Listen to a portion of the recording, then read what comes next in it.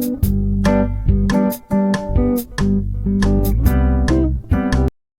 morning student, I am Rashmi ma'am and I will teach you English. Today I am going to start second session of your English textbook Honeycomb. The name of the chapter is 3 questions. So now we will start. तो बच्चों lesson को start करने से पहले हम जो first session में हमने जो भी पढ़ा है उसको थोड़ा रिव्यू कर लेते हैं। तो एक समय में एक राजा था और वो उसके मन में एक दिन विचार आया कि अगर मुझे 3 सवालों के जवाब मिल जाएं तो मुझे दुनिया में कोई भी नहीं हरा सकता, मतलब मैं कभी भी असफल नहीं होऊंगा। तो उसने अपने पूरे राज्य में जो है अपने संदेशवाहक भेज दिए और उसने उनसे ये कहलवाया कि अगर वो मेरे 3 प्रश्नों का कोई भी अगर बुद्धिमान व्यक्ति मेरे 3 प्रश्नों का उत्तर दे देगा तो मैं उसको बहुत सारा इनाम दूंगा। और उसके जो 3 क्वेश्चन थे वो ये थे कि किसी भी काम को जो शुरू करने का उपयुक्त समय क्या है, उसे किन लोगों की सलाह लेना चाहिए और उसके लिए कौन सा काम करना सबसे अधिक ज़रूरी है। लेकिन राजा ने जब ये सब मुनादी करा दी पूरे संदेशवाहकों के द्वारा अपने पूरे देश में, तो बहुत से बुद्धिमान लोग वहाँ पर आए उस राजा को अपने उन सवालों का जवाब देने के लिए। लेकिन जो थे उन सब ने इन तीनों क्वेश्चन के अलग अलग जवाब दिए। तो राजा जो था वो इनकी बातों से संतुष्ट नहीं हुआ। तो फिर उसको ध्यान आया कि हमारे उसमें जो है वो एक सन्यासी जो रहता है हमारे देश में, जो कि लोग उसे बहुत बुद्धिमान मानते हैं, तो क्यों ना उसके पास जाया जाए। तो जब राजा जो था उस सन्यासी से मिलने के लिए गया तो उसको ये पता था कि जो सन्यासी है वो बड़े लोगों से नहीं मिलता जुलता, मतलब वो साधारण लोगों से मिलता है। तो राजा ने उसकी कुटिया में पहुंचने से पहले ही अपना जो घोड़ा था वो अपने अंगरक्षक को दे दिया और जो कपड़े थे उसने ऐसे पहले जैसे एक साधारण आदमी पहनता है। तो जब राजा जो है उस सन्यासी की कुटिया में गया तो उसने देखा कि जो सन्यासी था वो अपनी कुटिया के बाहर जो ज़मीन थी उसको खोद रहा था। और तो वो बहुत ही बूढ़ा और कमज़ोर था और वो हाँफ रहा था। जब वो कुदाली से खुदाई कर रहा था तो वो हाँफ रहा था। तो राजा ने उसे देखा तो उसको उसका दया आ गई। उसने कहा, साधु महाराज आप बैठिए और मैं आपकी जगह पर ये जो है ज़मीन को खोद देता हूँ। तो जो बूढ़ा आदमी था वो नीचे बैठ गया और राजा ने फिर खोदना शुरू कर दिया। जब उसने थोड़ा सा खोद लिया तो फिर उसने उनसे सन्यासी से कहा कि मैं यहाँ पे आपसे 3 प्रश्नों के जवाब मांगने आया हूँ। सन्यासी ने राजा की बात तो सुन ली थी, लेकिन उसने उसकी बात का कोई भी जवाब नहीं दिया। तो अचानक ही थोड़ी देर में क्या होता है, वहाँ पर एक आदमी दौड़ता हुआ आता है। तो देखिए अब इसके आगे की कहानी क्या है। The king turned round and saw a bearded man running towards them. His hands were pressed against his stomach, from which blood was flowing. When he reached the king, he fainted and fell to the ground. The king and the hermit removed the man's clothing and found a large wound in his stomach. The king washed and covered it with his handkerchief, but the blood would not stop flowing. The king redressed the wound until at last the bleeding stopped. जो राजा था वो पीछे मुड़ा और उसने देखा एक दाढ़ी वाला जो आदमी था वो दौड़कर उसी की तरफ आ रहा था। His hands were pressed against his stomach, और उसने अपने हाथ को जो है अपने हैंड से अपने स्टमक को, पेट को जो है वो बहुत टाइटली प्रेस किया हुआ था, दबा रखा था। From which blood was flowing, जिसमें से जो है खून बह रहा था। When he reached the king, जैसे ही वो राजा के पास पहुंचा वह आदमी बेहोश हो गया और जमीन पर गिर गया। तो जो राजा था और जो वो सन्यासी था उसने उस आदमी के कपड़े उतारे और देखा वहाँ पर कि बहुत बड़ा जो है उसके जो पेट के आसपास जो था एक बहुत बड़ा घाव हो रखा था। जो राजा था उसने उसको वॉश किया जहाँ पर उसका घाव था और फिर उसको जो अपना रुमाल था उससे उसको कवर कर दिया।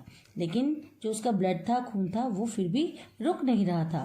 तो किंग ने क्या किया, राजा ने उसकी जो पट्टी थी उसको निकाला, फिर से उसको रिड्रेस किया, बार बार किया, तब तक किया जब तक कि उसका जो खून है वो निकलना बंद नहीं हो गया। The man felt better and asked for something to drink. The king brought fresh water and gave it to him. By this time the sun had set and the air was cool. The king with the hermit's help carried the wounded man into the hut and laid him on the bed. The man closed his eyes and lay quiet. The king, tired by his walk and the work he had done, lay down on the floor and slept throughout the night.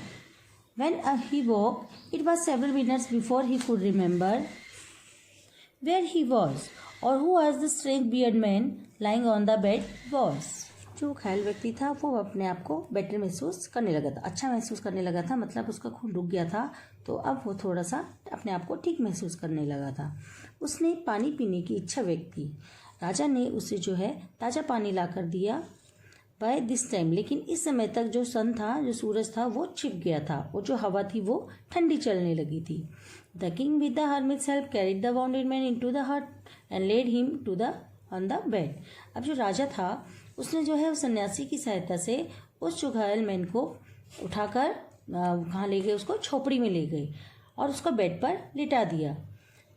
और जो उस व्यक्ति था, उस व्यक्ति ने अपनी आंखें बंद कर ली और चुपचाप लेट गया। राजा था वो, क्योंकि चल के राजा की कुटिया तक आया था, क्योंकि उसने अपना जो घोड़ा था वो बहुत दूर अपने अंगरक्षकों के पास छोड़ दिया था, तो वो बहुत पैदल चलकर जो है सन्यासी की कुटिया तक आया था। और उसने वो वहाँ पर काम भी किया था। क्या काम किया था उसने? क्यारियों को खोदने का। तो इसके कारण जो राजा था बहुत थक गया था और वो जमीन पर लेट गया और रात भर सोता रहा। व्हेन ही वोक, जब वो जागा तो उसने उससे थोड़े मिनट पहले ही कह रहे हैं कि उसको ये याद आया कि वो कहाँ है और जो पलंग पर जो लेटा हुआ वो दाढ़ी वाला व्यक्ति है वो कौन है। Forgive me, said the bearded man in a weak voice when he saw that the king was awake. I do not know you and have nothing to forgive you for, said the king. You do not know me, but I know you. I am that enemy of yours who swore revenge on you because you put my brother to death and seized my property. I knew you had gone alone to see that hermit and I made up my mind to kill you on your way home. But the day passed and you did not return, so I left my hiding place and I came upon your bodyguard who recognized me and wounded me. I escaped from him, but I should have died if you had not dressed my wounds. I wished to kill you, and you have saved my life. Now, if I live, I will serve you as your most faithful servant and will order my sons to do the same. Forgive me. जब उस दाढ़ी वाले आदमी ने देखा कि राजा जो है वो जाग चुका है, तो उसने उससे बहुत ही धीमी आवाज में कहा कि मुझे क्षमा कर दीजिए। तो राजा ने बोला, आई डोंट नो यू, मैं तुम्हें नहीं जानता हूँ और तुम मुझे किस बात की माफ़ी मांग रहे हो। तो वो बोलता है कि आप मुझे नहीं जानते हैं, परंतु मैं आपको जानता हूँ।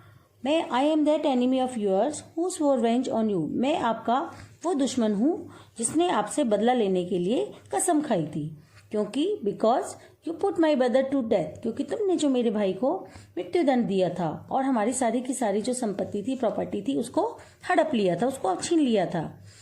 आई knew you had gone alone to see that hermit, और मैं यह बात जानता था कि तुम अकेले ही उस सन्यासी से मिलने के लिए गए हो।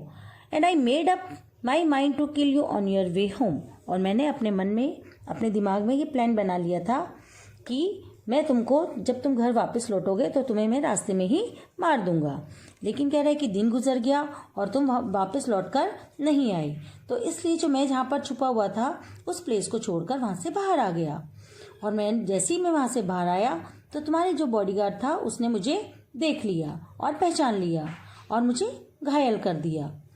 आई एस्केप फ्रॉम हिम, मैं उससे बच निकला, लेकिन मैं मर जाता अगर तुम जो है मेरे जो घाव पर मरहम पट्टी नहीं करते।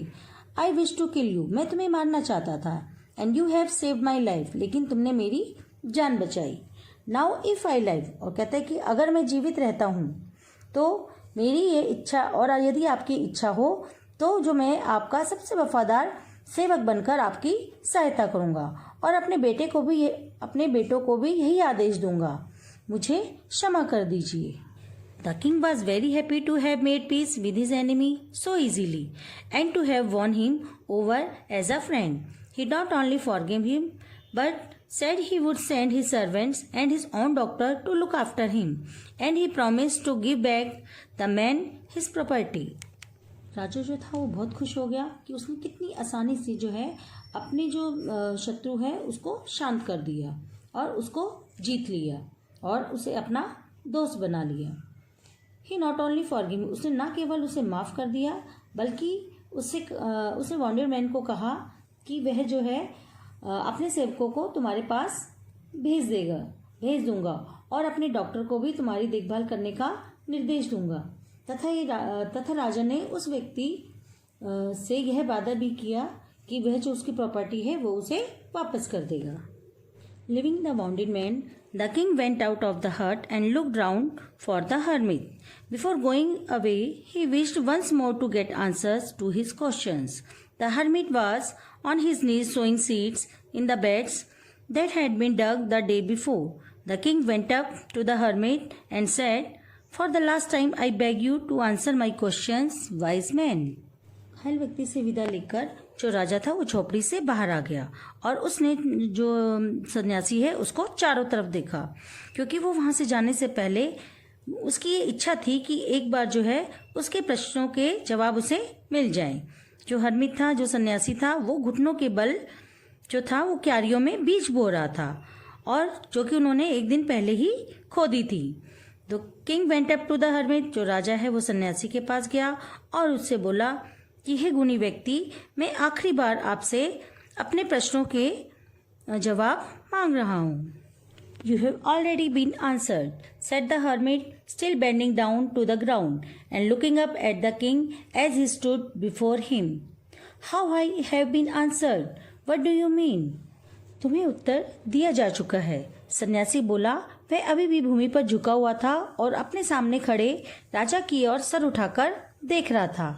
मुझे उत्तर किस प्रकार मिल चुका है? आपके कहने का क्या मतलब है?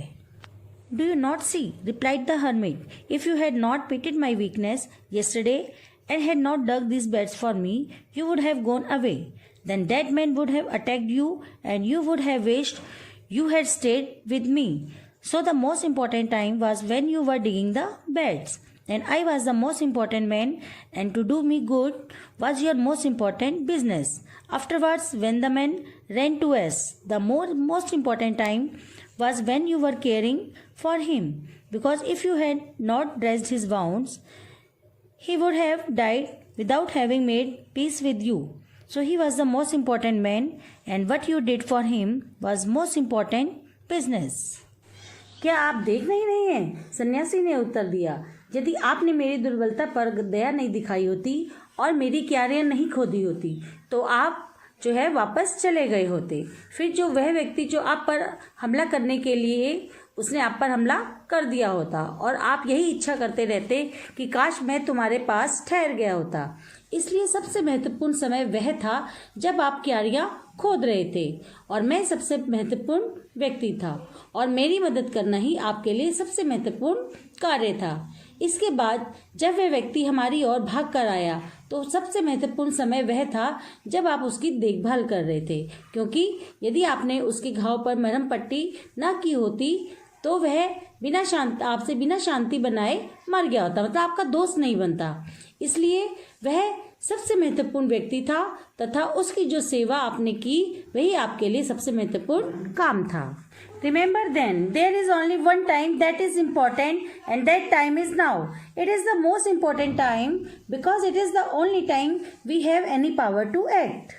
अतः याद रखो कि एक ही समय जो है वो सबसे अधिक महत्वपूर्ण होता है और वह है अभी का मतलब वर्तमान समय, और यह वही सबसे महत्वपूर्ण समय होता है क्योंकि इसी समय जो है हमारे पास कुछ कर पाने की पावर होती है हमारे पे, हम उस टाइम में कुछ कर सकते हैं। Most necessary person is the person you are with a particular moment, for no one knows what will happen in the future and whether we will meet anyone else. The most important business is to do that person good because we were sent into this world for that purpose alone. सबसे महत्वपूर्ण व्यक्ति वह होता है जिसके साथ हम एक पर्टिकुलर समय में वो हमारे साथ होता है, क्योंकि कोई भी ये नहीं जानता कि भविष्य में क्या होने वाला है और हम किसी अन्य व्यक्ति से दोबारा मिल पाएंगे या नहीं। इसलिए सबसे महत्वपूर्ण काम है उस व्यक्ति की भलाई करना, मतलब उसका अच्छा करना, क्योंकि परमात्मा ने उसे इसी काम के लिए हमें संसार में भेजा है। सो डियर स्टूडेंट्स, आपने देखा कि कैसे राजा को जो है सन्यासी के द्वारा अपने सवालों के जवाब मिल गए थे। तो ये जो स्टोरी थी ये लियो टॉल्स्टॉय ने लिखी थी। वो एक रशियन राइटर थे और उनका जन्म जो हुआ था 9 सितंबर 1828 में यस्नायम में हुआ था। जो उनका फर्स्ट नावल था जिनके लिए उनको नोबेल पुरस्कार मिला था वो 1860 में उन्होंने लिखा था, जिसका नाम था वॉर एंड पीस। और इन्होंने जो है बहुत ही अच्छी उनकी जो कही हुई बात है एक, वो मैं आपके सामने अभी दोहरा रही हूँ। Everyone thinks of changing the world, but no one thinks of changing himself. सभी सोचते हैं कि मैं दुनिया बदल दूं, लेकिन कोई भी खुद को बदलने के लिए तैयार नहीं है. तो यदि आप स्वयं को बदलेंगे तो आपके लिए दुनिया स्वयं बदल जाएगी. Thank you, student. Till then, stay home, stay safe.